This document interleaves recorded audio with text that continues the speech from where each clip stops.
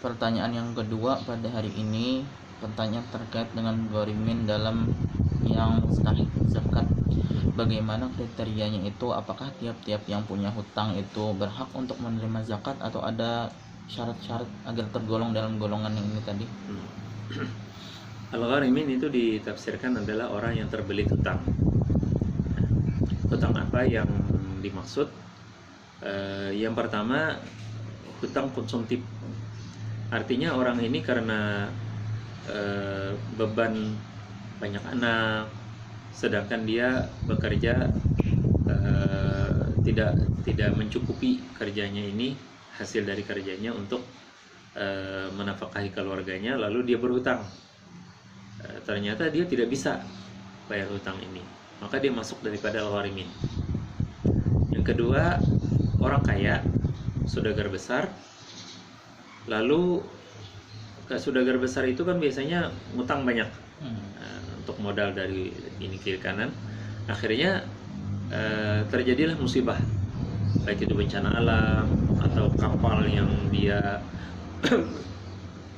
bawa barangnya itu tenggelam, musibah, lalu jatuh miskin, maka dia termasuk gharim.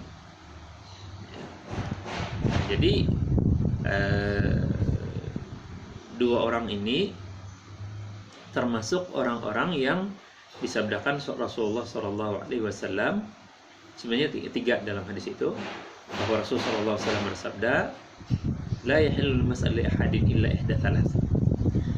Haram minta itu, minta-minta itu hukumnya haram, tidak dihalalkan sabda Rasulullah. Minta-minta itu kecuali untuk tiga orang. Yang pertama, rajulun as-sahabat hujaiha, orang yang kena bala bencana, itu boleh minta-minta, gempa bumi, kebakaran dan sebagainya, kena musibah lah. Nah, yang kedua adalah orang tadi, orang kaya, pedagang, ternyata bangkrut dagangannya karena musibah alam, bukan karena salah kelola dan sebagainya. Nah, maka itu boleh diberikan uang dari zakat, dia minta-minta dari uang zakat. Nah, yang ketiga, orang miskin banget. Jadi ada tiga orang tokoh menyatakan ini orang butuh banget nih, kasihan sekali, harus dibantu. Jadi ada tiga orang dari tokoh menyatakan boleh kita bantu beliau, maka boleh diberikan zakat mal di sana. Nah, jadi al-gharimin ini adalah orang-orang yang terbelit hutang karena konsumtif, artinya tidak mampu membayar karena untuk makan.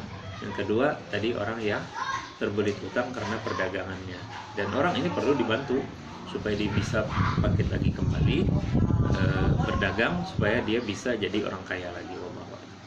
Kalau misalnya dia ini punya hutang tapi berpotensi untuk jangka waktunya anggap 3 tahun, dia berpotensi mampu untuk bayar per bulannya bercicil, itu berarti belum tergolong dalam ini karena ada masuk terdalam gharimin. Jadi misalnya pegawai negeri kan aman itu. Nah, pegawai negeri dia tiap bulan ada terus gajinya, jadi dia pinjam uang ke bank atau kemana, dan dia bisa bayar tiap bulan, walaupun kadang-kadang tipis juga anunya penghasilannya. Itu tidak masuk dalam gharim sampai dia terbelit.